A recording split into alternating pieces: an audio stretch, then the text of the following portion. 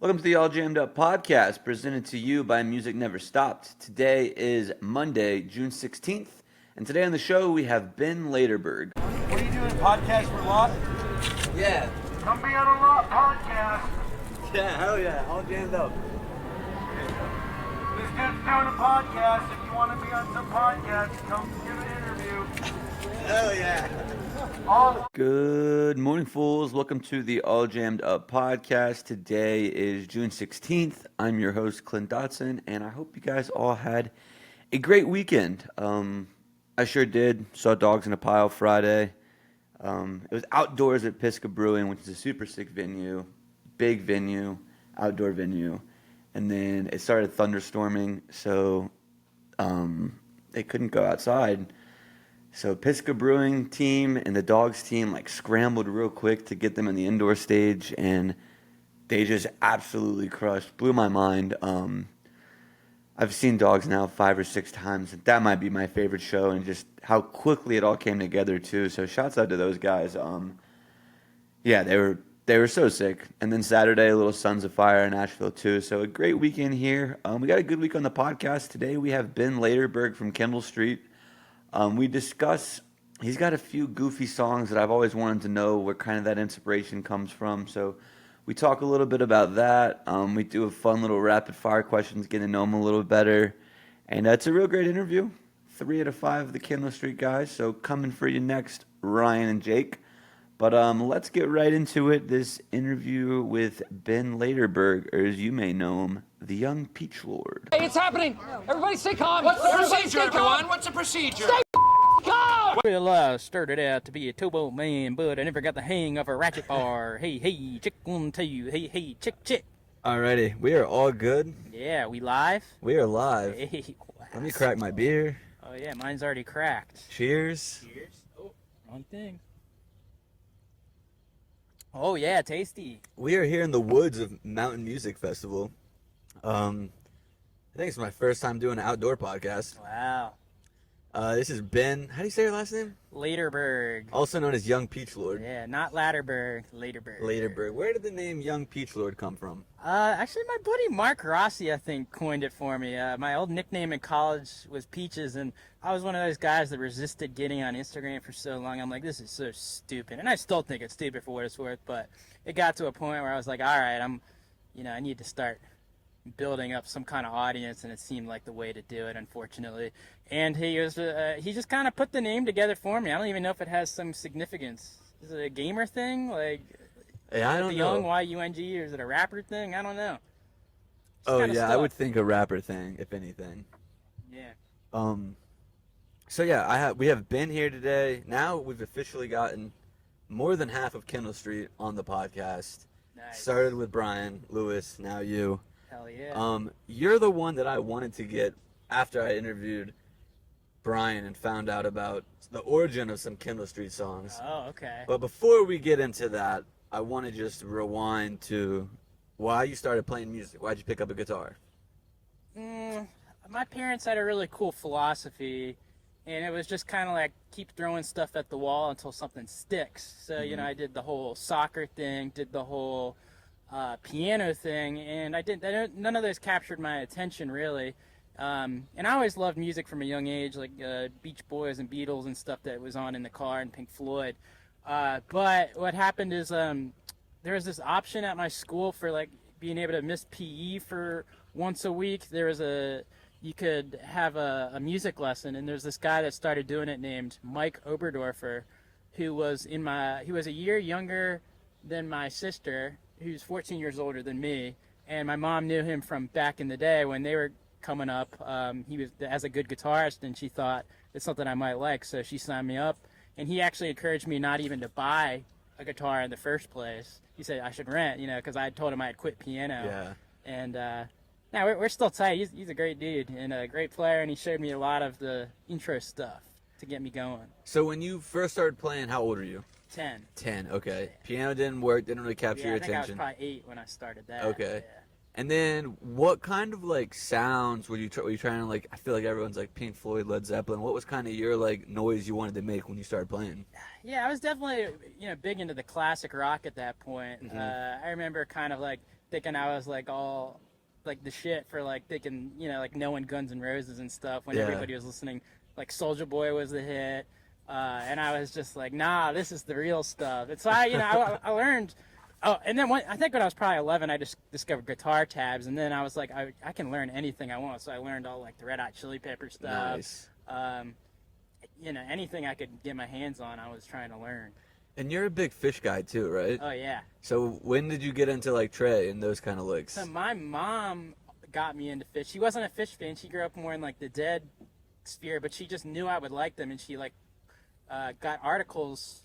She'd print out articles and like get them to me. And then eventually, I think it was when I was still buying music on iTunes, you know, pre like the whole LimeWire boom. I started just downloading songs, and they really started to resonate with me. And then the other thing that was cool with that is what I think is really cool about them is I was discovering other music through them. Like Fish got me into Talking Heads and Velvet Underground and stuff. Like I thought Sweet Jane was their song for years, and then one day I was like, oh shit. What do you think about Fish and Trey, like, really drew you into their sound? Because for me, like, I am very, like, Fish is fine, but it's hard for me to, like, really, really get into it. I don't know. So, because, like, when I first started getting into them, it was during the hiatus. They hadn't come back yet. So I think it was, like, 2007. And there was I just heard so much from, like, older musicians that I respected about, like, how awesome they were and how cool their live shows were. And so for me, like, it took on this lore even before I started listening to them, and also my mom talking about them and stuff. And so then when I finally started to get into them, I don't know, something about the sound I liked. And then I first time I saw them was in Charlottesville in 2009. It was the Naked Guys show at JPJ, and it was the last time they were in Charlottesville. I went with my sister. 2009. How old are you in 2009? I was probably like 14 or something. Okay. And I was just hooked. It was awesome. Yeah. It was so cool. And how many times have you seen them total now? I think I'm not like super crazy. Okay. I think I've seen them like probably 50 or something. Okay. But I would see it more if we weren't touring so much. But yeah. I don't know. I just at a certain point I decided I got to carve my own path rather than just being so into this band. And you're a VB kid who went to UVA, right? Correct. Yeah. Where in VB did you go? For what? School. A school called Norfolk Academy. Okay. It's bougie stuff. Yeah, I'm from Chesapeake. Oh. So I went to Grassfield. Nice, And I played nice. soccer with some kids from Norfolk Academy. Yeah. Names are escaping me right now. Yeah, it's but alright. I don't like talking about it that much. You know? I had my core friend group I'm still tight with, but Yeah. I don't see it as part of my identity really. Yeah, I feel that. So, in high school, like before UVA, were you like in any like garage bands, like anything like that? Yeah, I played in a band in high school called Carbon Jam, and we were kind of like we kind of had a thing going. We did some really cool gigs. We got to open for Sinbad, the comedian. He saw us at this like one gig we did randomly. No way. And he ended up, we did a show opening up for him in Newport News at, I think it was the Ferguson Center, and he was learning guitar, so like he came up and played with us. And How old are you guys? I was probably like 15 or something. And We did some cool gigs. And Sinbad found you guys and asked you guys to open. That is I've looked crazy. for video of that stuff like anywhere, and I can't find anything. But it happened. It was cool. That's one thing about the Kendall Street Boys. You guys got high school stories because Lewis had the talent show story that he told on here last time. Yeah. That's cool. Yeah, no, not that one. He did like the Little Lion Man. Oh, And yeah, he got everyone to say. Yeah. That's hilarious. So, that band opened up for Sinbad. That's crazy. And then you go to UVA. How long? I guess. Did you meet Lewis first?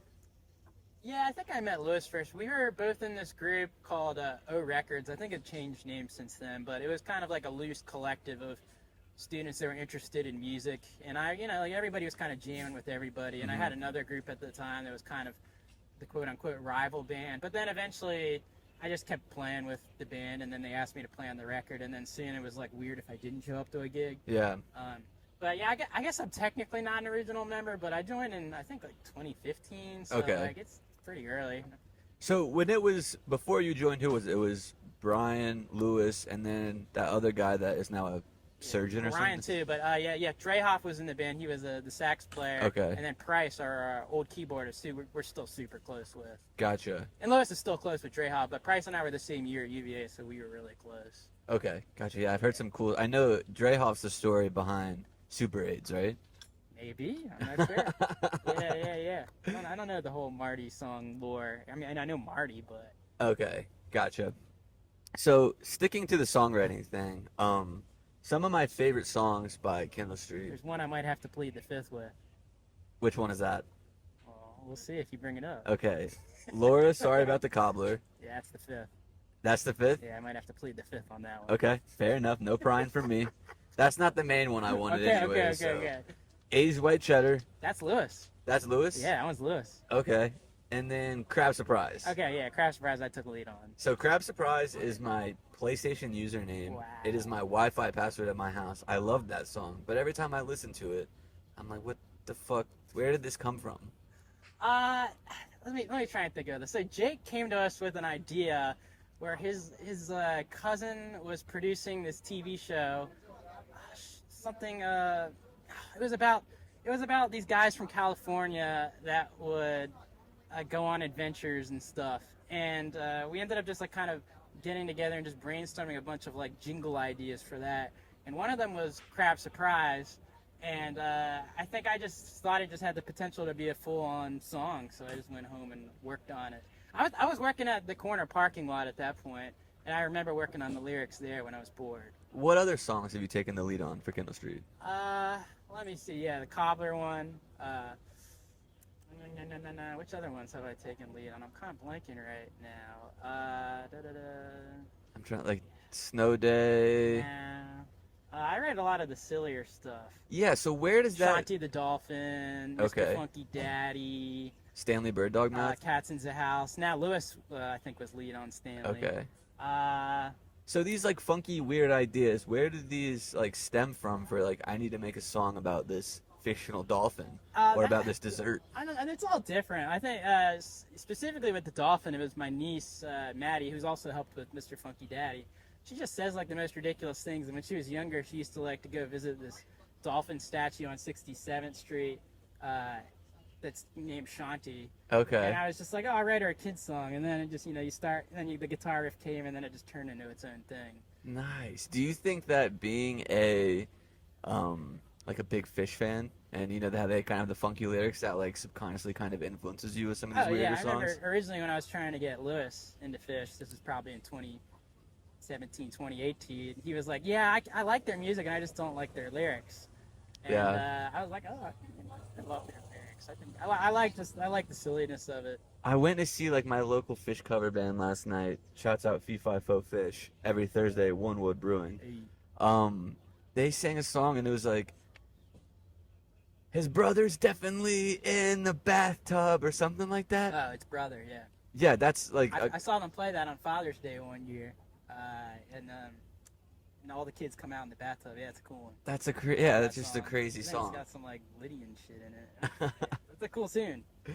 So, I did that one more. there's a post that you made like a few years back, and it was when you guys did the 2020, the year the Earth stood still, and like I don't know all about it, but the caption was like, it's been a dream of mine to explore and play with zero intention in the studio or preconceived notion. Nice, you did your research. Always.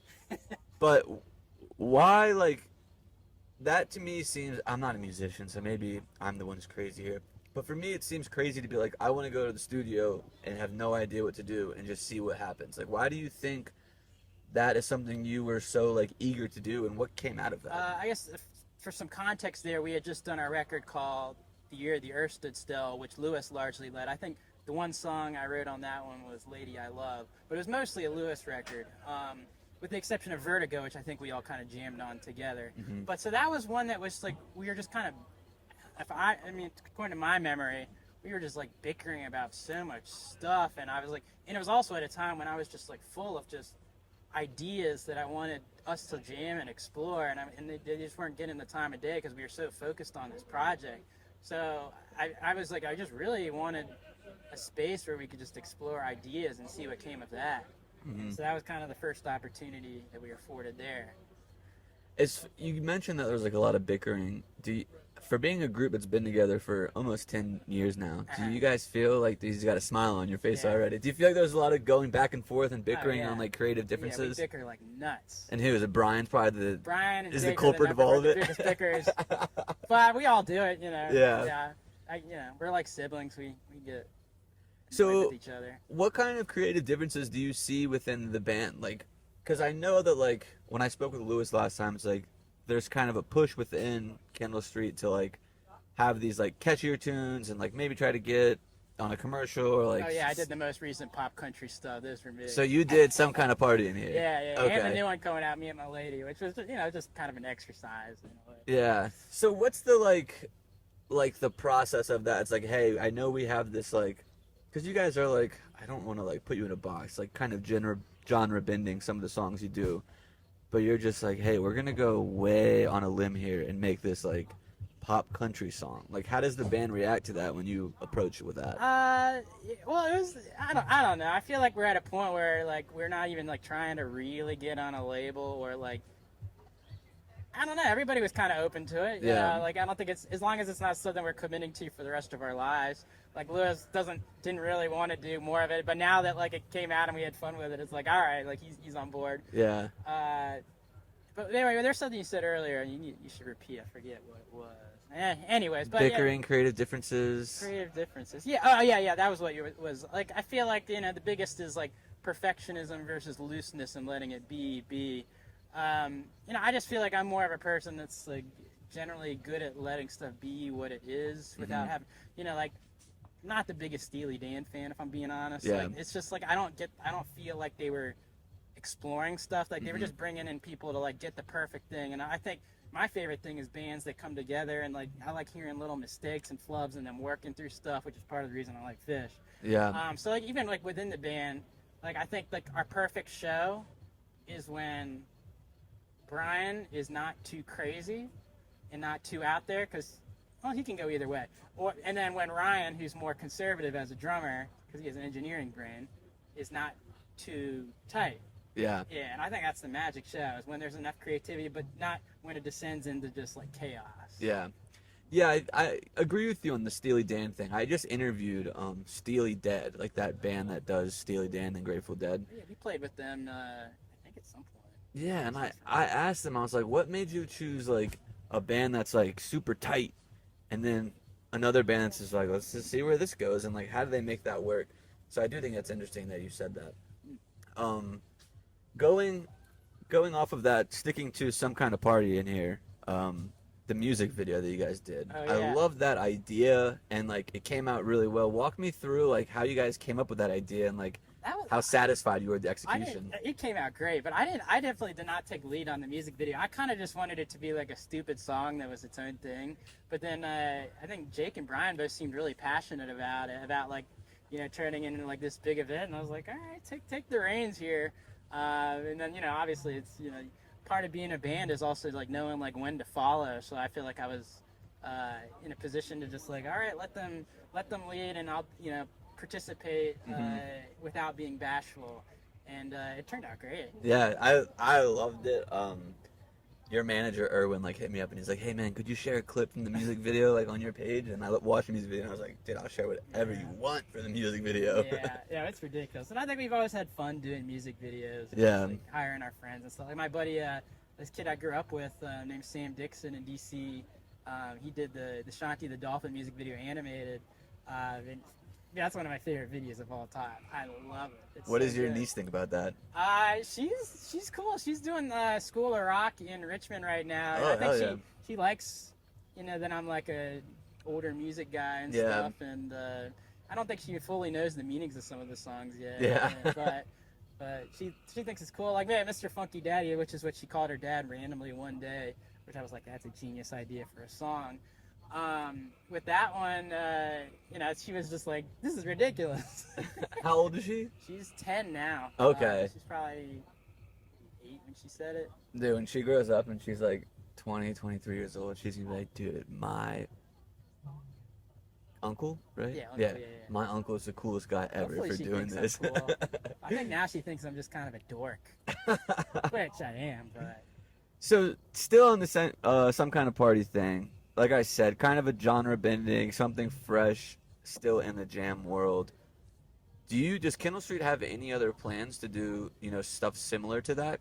I don't know if we'll go that crazy, but we just recorded 21 tracks in the studio in Virginia Beach the other day, and one of them that I led on there is called the Infernal Yodeling Astro Man from Deep Space. So okay. So like we're getting weird with it, we're doing a lot of crazy stuff that I would call genre bending. Yeah. Are a lot of the 21 songs like never been played? Yeah, a lot of it is stuff that we've just been like sitting on for years and like don't really play that much. And some of the stuff we'll probably never play live. Like a few songs that I had on there are just like stuff demos I made years ago that have just been kind of sitting. And I was like, well, it kind of fits. Like, let's record it and see what happens. So how much time are you spending like on your own, just like in your room, like writing lyrics, playing guitars, and you come to the band and like, hey, let's try to do this? How much time?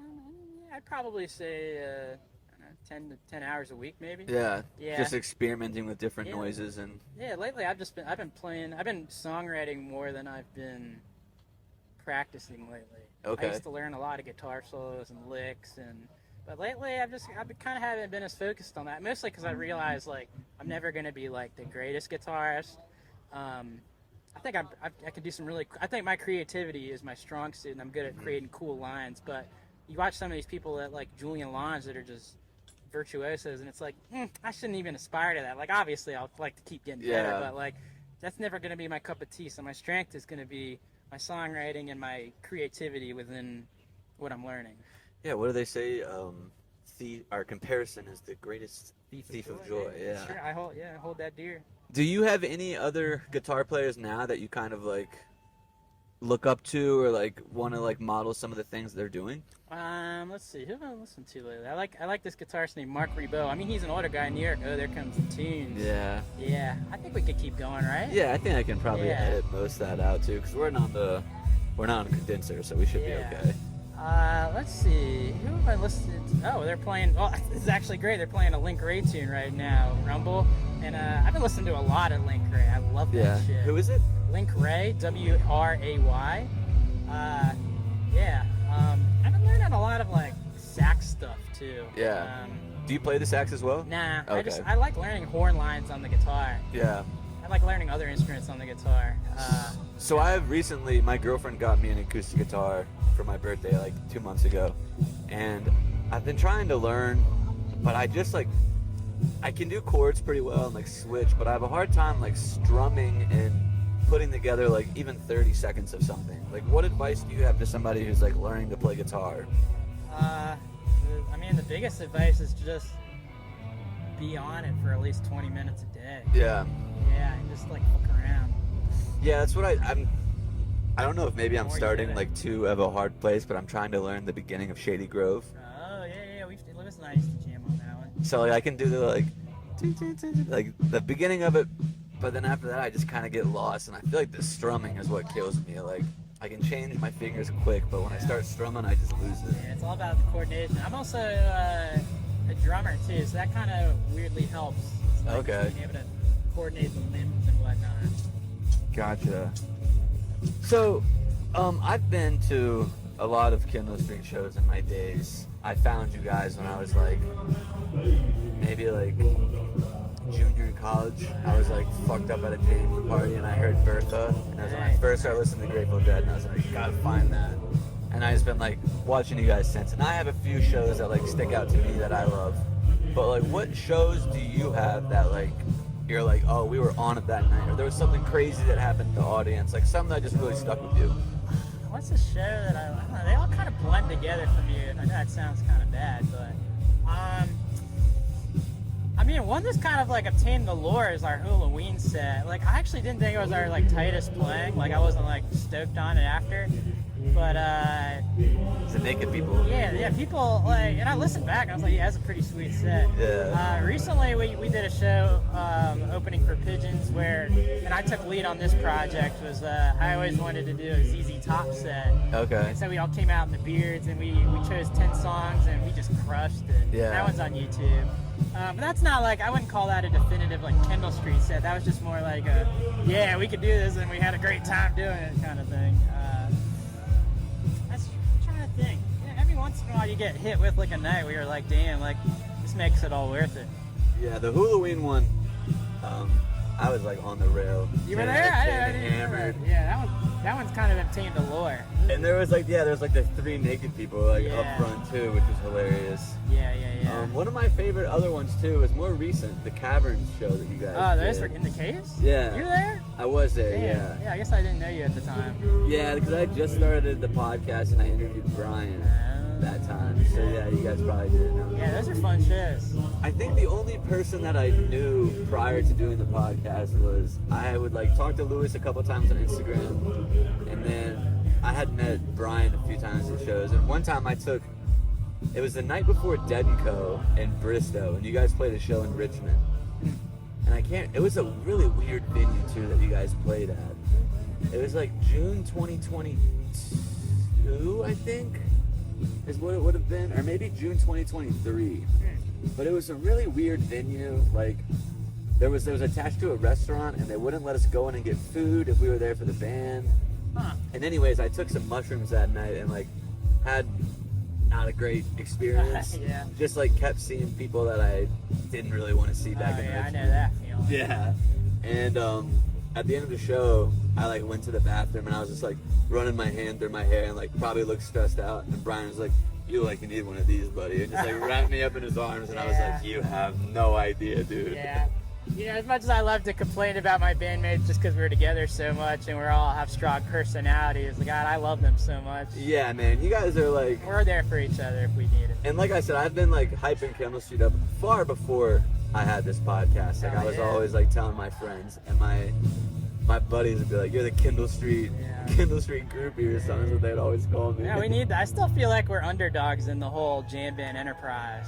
I feel like you guys are kind of starting to get some momentum though. I Yeah, really do. Maybe, I don't know. I'm a little disillusioned, but You guys are on some pretty big. I mean, you guys just did the Burning Daylight Fest with dogs. How was that? That was fun. Yeah, I had a good time. Who all was there? It was Michaela Davis, Dogs in a Pile. Yeah, but on our day it was just us, dogs, and Pink Talking Fish. Okay, how are those guys? They're good. They're solid. Yeah, I want to see them. Yeah, they I did, really like They did Talking Harpua, Heads. which was cool. Yeah, I never heard that song, and then like the past 2 weeks, I've heard like 4 different people bring it up to me. Yeah, And I'm well, like, yeah, don't I even got know that one once too, which is like one of they're more rare Fish songs to get. I like Reba a lot. That Oh song's yeah, Reba's fun. one of my favorites. Yeah, Yeah. the local Fee-Fi-Fo Fish. I always ask him to play Reba, and I'm like, dude, it's a It's a hard hard one. song. Yeah, they're always- I've learned it on guitar a few times, and I never remember it. There's so many crazy parts. yeah. Yeah. Um, If I ever get the chance to sit down with Trey, actually, there's a few like voicings I'd want some clarification on. yeah.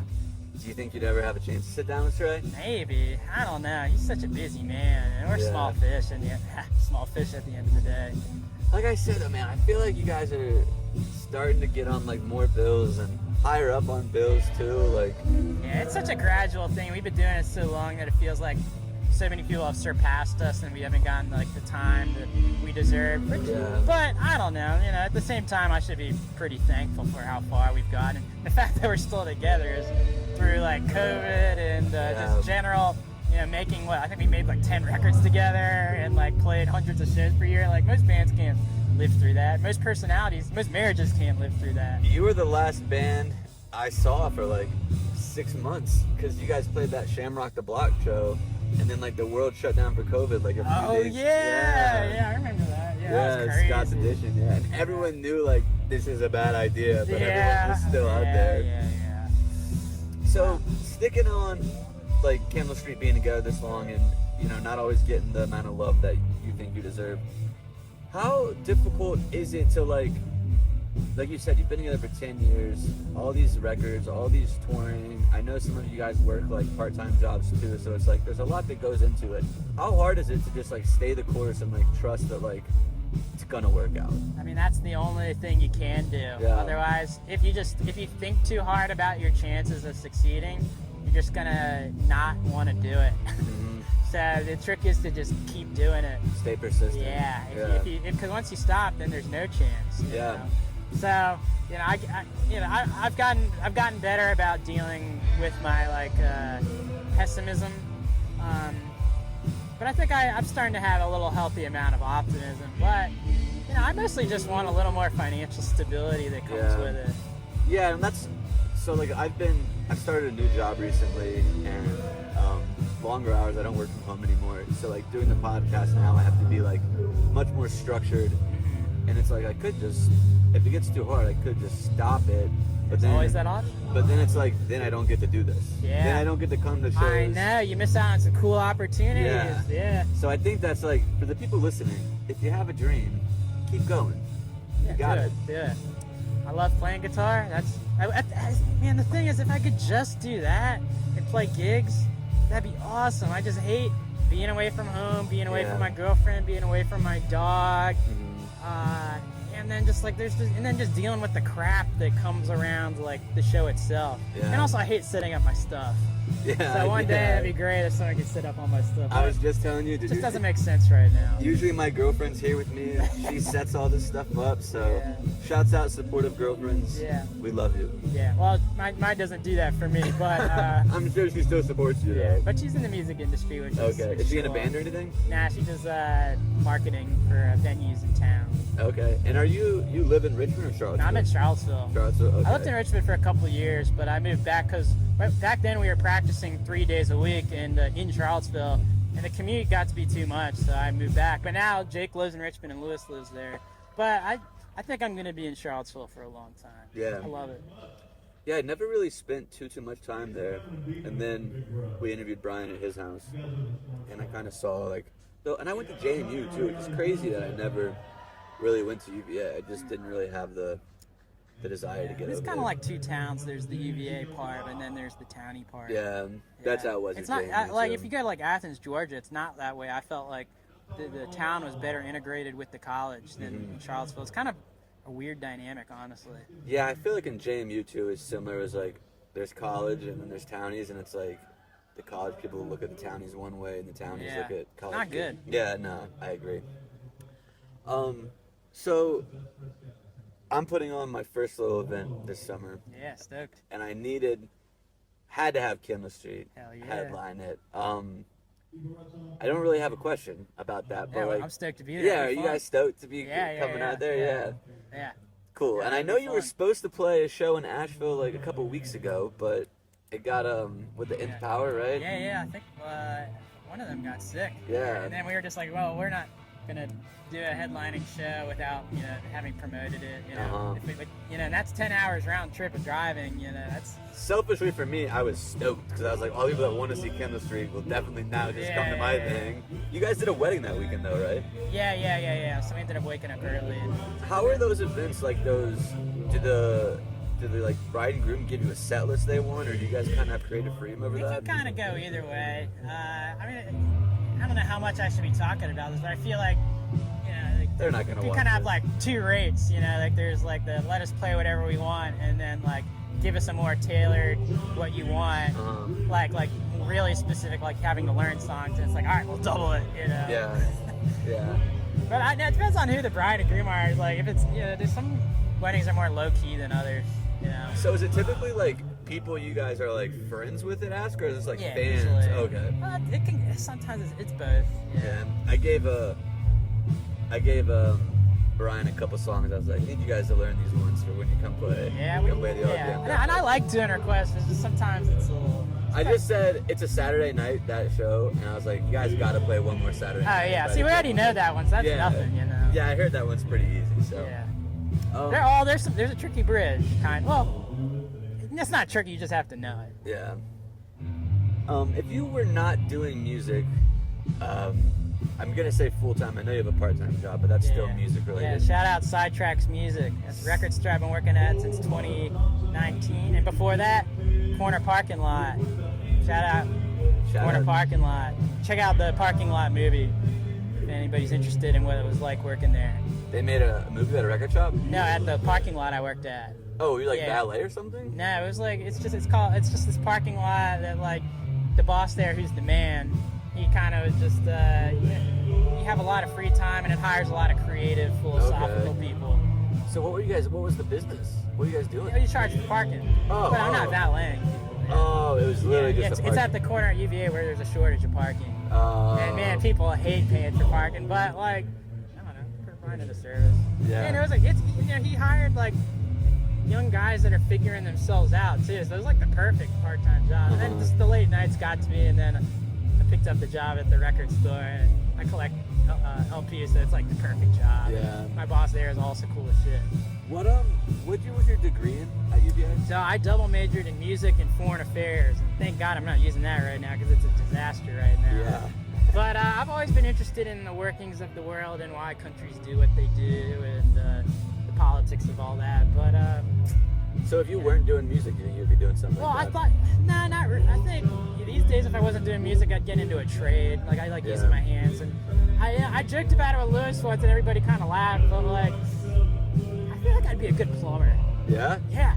I don't have a good sense of smell until like, I feel like I understand pipes more than I understand like electricity and stuff. Well, dude, there's And they make bank. Yeah, and especially right now, the average like plumbing age is like 47, so they want younger guys in there, and they're paying a lot of money for it. But I'm not at that point yet. Sure, I'm not gonna plumb yet. But actually, recently we stayed at our friend's house in Philly, and I was like, "Can I take a shower?" And she was just like, "Yeah, but just so you know, my drain is clogged." And I was just like, "Well, I could fix it. I did. Yeah, I went in, took a pipe cleaner, and got out. Because I hate when my feet are covered in like all when the soap water's scum standing. water. Yeah. I hate that. Yeah. I hate it so much. That's a fair And thing I did to it. hate.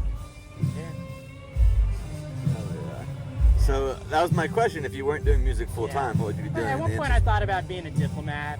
Okay. I lived in Spain for 4 months, which was cool in college, exploring another culture and whatnot. Yeah. But, I don't know. I like being in Charlottesville, and I like having my community there and my life there. Now, this is a question I ask only to the members of Kendall Street in the podcast. Yeah, let's do it. Tell me about free will. Free will? I don't know if I'm quite on Brian's page when it comes to free will, and that like everything is preordained. I think you're an agency from change, and I kind of go with I'd recognize myself as an agnostic Jew, and I'd say that, one, I don't think there's a hell or a heaven really, and I think our goal on earth is to just do good deeds and do the best you can with what you got. I can back that up. I agree with that. So with that, like, I think you do have free will with your life to better the world in the way that you see fit. Okay, that's a good answer. That's my answer. I agree with that answer. So like I said, I always try to do a little research on you that is not just about music. And you said it already, you don't do a ton on Instagram, but I was able to find one thing. You met Plexico Burris when you were a kid. Oh, yeah. That was so cool. Are you like a big football fan? Not at all. No? No. Did you even know who he was when you met him? I had no idea.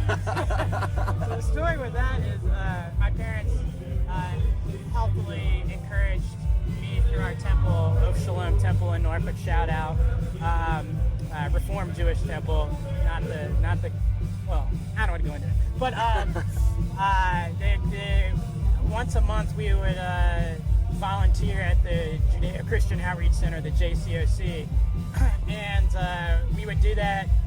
Specifically, we would be the organization that did Christmas because we don't celebrate Christmas and it wasn't a big deal and they needed a lot of help then. But I think this might have been for Thanksgiving, and we were just doing our normal volunteer stuff. And me and my buddy Frankie, we were very close and we were always there. And all of a sudden, this guy just shows up with 2 trailer loads, like big, like box truck loads of turkeys and hams.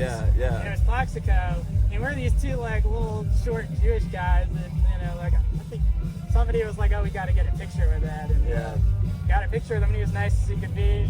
Didn't really talk that much, but good dude. And then like I think a year later, he got in trouble with a gun. Shot or something. himself. Yeah, he shot himself. But hey, like I don't know if you're donating that much food to organizations that you need, like decent dude of mine. Got no K in my book. Was Norfolk Academy a Christian school? I think it was technically Judeo-Christian, but I think there's like 10% Jews, and they gave us off on Rosh Hashanah and Yom Kippur, which are the two most important holidays. Gotcha. for So all you're those like a not practicing. aware. No, I don't really practice anymore, but I the culture is important to me. Yeah. Yeah, but I don't. The whole God thing is, Yeah, it's a. Without you saying it, I think I agree with you. Yeah, but I love the culture, love the food, love the community around it, and it's important to me. Yeah. What kind of food is Jewish food? Oh, it's all over the place. Kugel and a lot of Eastern European stuff. Yeah. Man, Passover, you got the matzah ball soup. Oh yeah, that's good. Brisket. And, Brisket? I thought Jewish people. Brisket's not pork. Brisket's beef, but also I eat pork like crazy. Yeah. I'm not kosher now. Okay, That's gotcha. like Reform Judaism, which is what I am. It's like the least.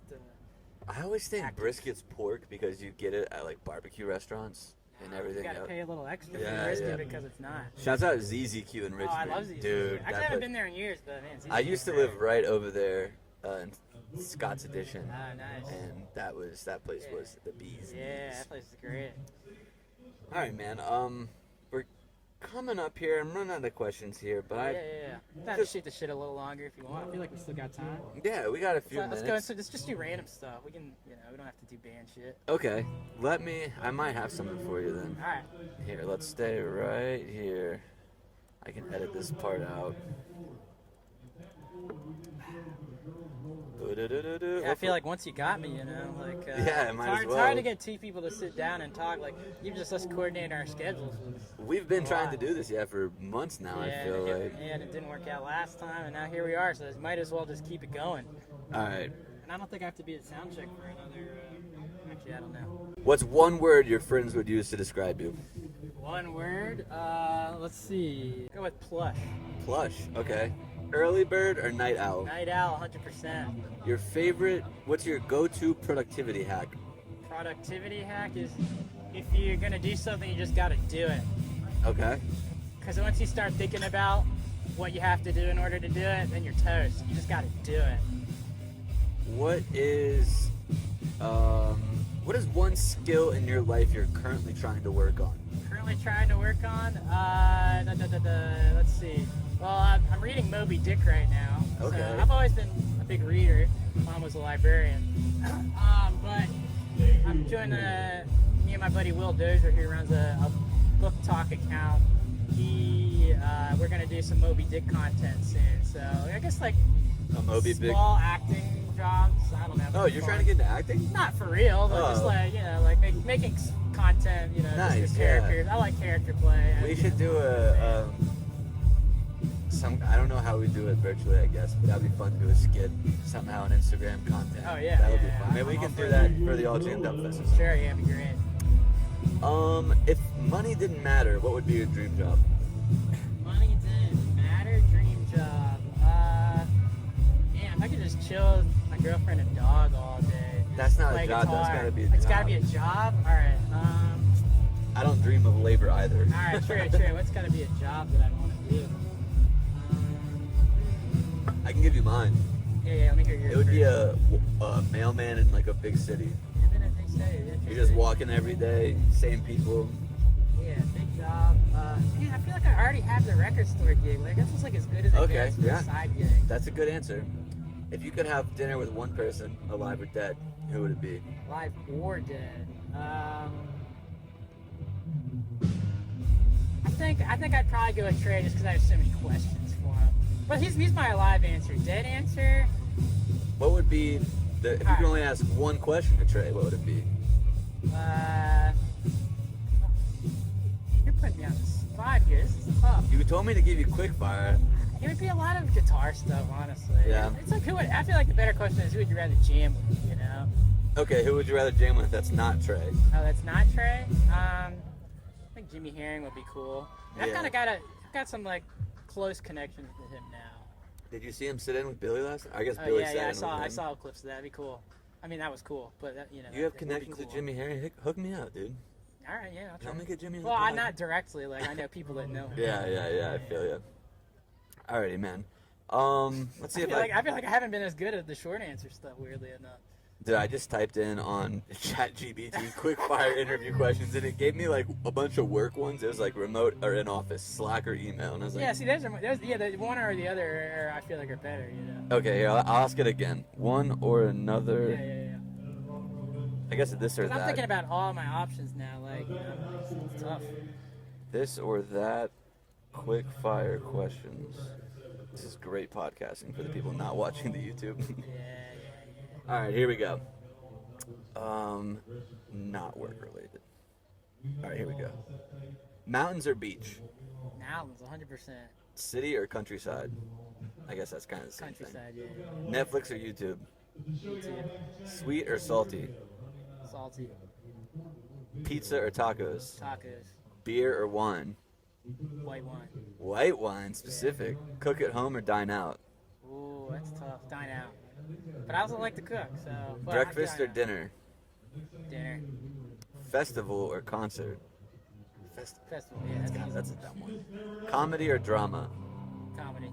I think I know the answer to this one. Spotify or vinyl? Vinyl, yeah, for sure. Cold weather or hot weather? I think I'm hot. All Jammed Up podcast or Joe Rogan podcast? Oh, definitely all jammed up. But if it was Marin, you know, I like Marin a lot. He stopped that one, didn't he? Yeah, just this week. But he had Trey on there, right? Yeah, that was cool. I didn't think that was ever going to happen. I'm going to get Trey on one day. Also, I want to clarify for the people that, like, one of my big things about jam bands is that the best jam bands are the ones that don't try and set out to be jam bands. And I think I've talked a lot about Fish and Training because he's important to me. But I like a lot of shit. One of my favorite bands is like Yield on Tango, and I think they're the jam band of indie rock. But I like a lot of like the weird noise stuff and indie stuff too. Nice. Yeah. Cool, man. Well, That's a good thing to end on, maybe. let's wrap this up. We'll end with that one, but you got anything to plug before we get out of here for Kendall Street? Let's see. Yeah, new record coming in the fall. The title I'm working with that we haven't confirmed yet is Folktale Sea Shanties and the Infernal Yodeling Astroman of Deep Space. Hoping I can push that one through. Okay. Yeah. We And haven't really then- discussed it much. All my Asheville people, July 19th. All Jammed Up. Come see Kendall Street. Hell yeah. You just got jammed. Welcome back from that interview with Ben from Kendall Street. I hope the music in the background wasn't too annoying. I tried to do my best to edit it out, but it doesn't always work as well as I hope. So good on you if you stuck with it. Super cool episode today. On Thursday, like I said, I saw Dogs in a Pile this weekend, so I was lucky enough to interview Sam from Dogs in a Pile.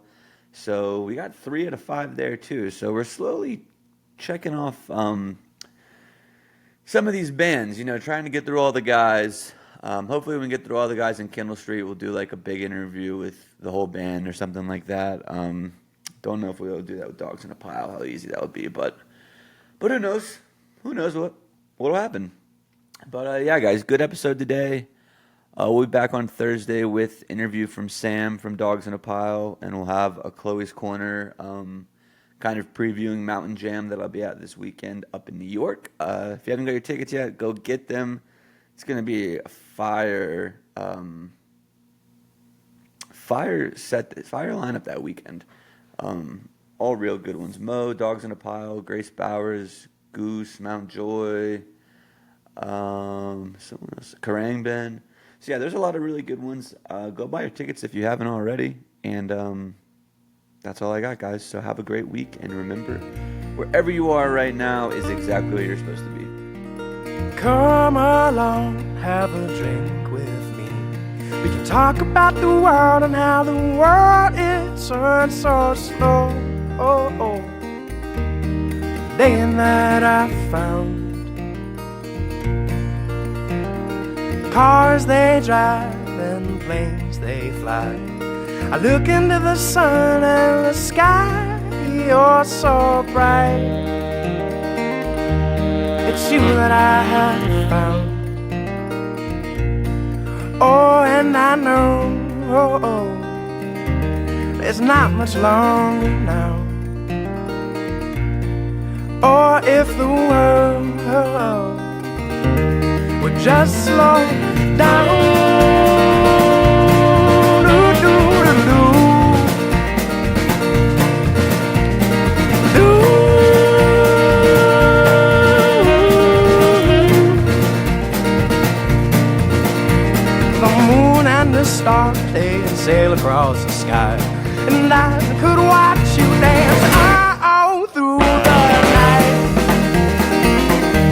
when the rhythm is right.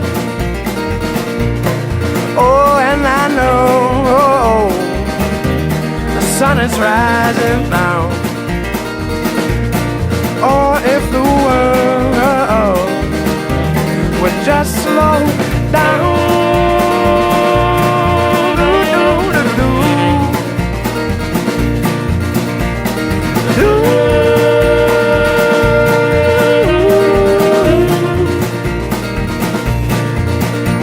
So you move with me and I'll move with you, and I could spend the rest of my life by your side. It's you that I have found. Oh, and I know it's not much longer now. Or if the world would just slow down.